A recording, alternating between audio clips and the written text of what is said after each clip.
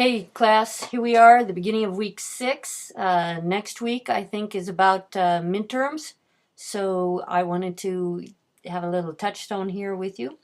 I think the course is proceeding beautifully and that there are some great discussions. So let's have a look here at some of what happened in week 5.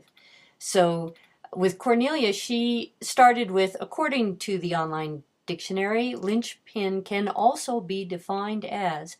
Now that is always a pretty handy device, going for a definition and moving into then how thoroughly you can answer the question that way.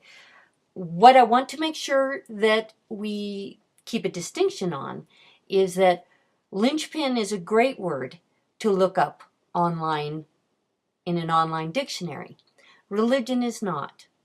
So we will continue using Mbiti and Keller's introductory lecture on religion as an orientation to the ultimate significance of one's place in the world, so that there are terms where this device of, looking up that definition is a great strategy, but when it comes to the study of African traditional religions, let's lift up those definitions to our methodology people.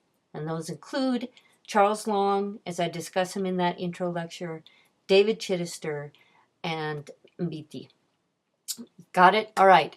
Her use of specific quotations with page numbers that allows all of us to go back. Oh, that was a good idea. Where did she find that? And reinforce our own appreciation of the material. And we get some back and forth going here.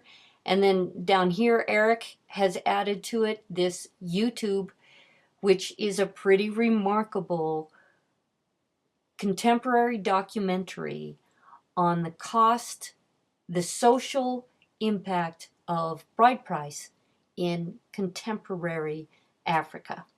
So that is the kind of thing that it would be hard for one to do in a face-to-face class. Bring in and offer to other people 40 minutes of documentary that bring in music and culture and analysis. So I find it a pretty exciting place. I hope you guys are finding it a good place too. Now, the reason that there is lag time between when you guys have finished a week and when I'm grading it is that I then move through each of these weeks after it's concluded, right? I have to wait and give you the whole week. And I am trying to evaluate the consistency during the week of your posts, the quality and cohesiveness, and what freshness you've brought in there. So that takes a lot of time. And if we were in a face-to-face classroom, I would not be spending that time moving through in the same way. So it really does take me a long time to grade. It is a really good idea for you guys to have a look at the quality and consistency that you're seeing in there and think to yourself, right, how do I want to, a little bit of situational awareness. How am I positioned in here? What strategies work best? What kind of posts do I like reading? How do I make this place a place I want to work in? Now, as for the videos, we're going to go over to week 4 here, and we'll have a look here where I have posted videos with the text from that video. Not here, need to do that. And I ran into technical difficulties in week 4 with the video capture software. So I have another video for chapter 10 yet to finish. The notes for that third piece are found here in those notes. But they are incomplete notes because I use ellipses for the larger quotations in order to tell myself where to stop and start from the book. That means it's certainly not a tidy academic piece of writing, but at least it will point you to those points. So what do we do now? Where I'm behind on the video production, the discussion threads are proceeding just as they should. And in the past, I haven't run the course with the videos. So please don't think that there's somehow the capacity of the course for you to learn is dependent on these. These are just icing on the cake. I hope they're useful. I hope they're helpful. But they do not determine your capacity to learn and work with the material. That's what those discussion threads are. And they are a workout that is worth doing. What do we do now, looking ahead to the BD quiz in week 7? 1, I want to reduce your reading load as I try to get back up to speed, whip out a few more of these videos on a couple of key themes. And so let's eliminate chapter 19, pages 223 to 255 from the week 7 readings. We'll reduce what you're trying to read and what I'm addressing.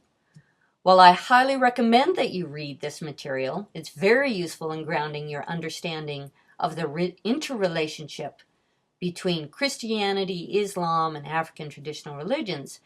My goal in this course is to focus on learning the African traditional religions. So we're just going to lop off 30 pages of reading. Continue working the discussion threads as though you are wholeheartedly encountering another world of meanings from which you intend to grow as knowledgeable as you can. So between our text, between the discussion threads, between the fresh material you guys are bringing in there, we have a great opportunity in there, and don't miss making it a great place. Every post you write is an opportunity to discover something new. It's a chance to, when I return to the book, this is my problem with the videos, there is so much good material in there. So to learn something new, to increase your understanding as it begins to filter in and make connections with our previous chapters. And you get to co-create an interesting learning environment. We can make, this is where the 21st century, everything is happening, is in the collaborative moments that our grounded connection to technology provides for us. You need to sit and read, just like always. You can bring that into here, and you can create a learning environment that has a lot to do with the power of all of us and less to do with the power of me. I hope I can spin on it in there and add to it, but that discussion thread's a great place. So I'll return to the video production as well as the grading, and I'll keep you posted on the videos when they're ready. And I'm looking forward to seeing where our conclusion on the ritual specialists and our movement into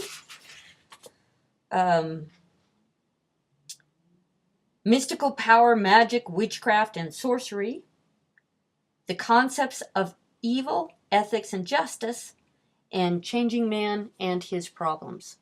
And maybe, perhaps, you all, I've put in the discussion thread, the second topic for this week. And let's just go have a look at that, because I did have somebody who was still not posting to 2 topics. This middle section, topics, there we go, over to justice and change. And I've suggested that this is a particularly good week for us to integrate what it is we're doing in our discussion threads with what is happening in the current events. Let's see, in week 5, if we have a look at who was posting in current events, and what I'd like to see in here is, do not forget, weave your current event into an analysis that Mbiti, Chittister, or Keller help you make with regard to that event.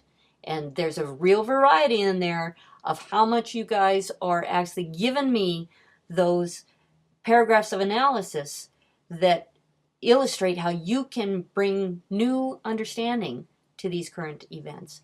We need to know the quality of the reference, right? Because everything out there on the web is not of the same quality.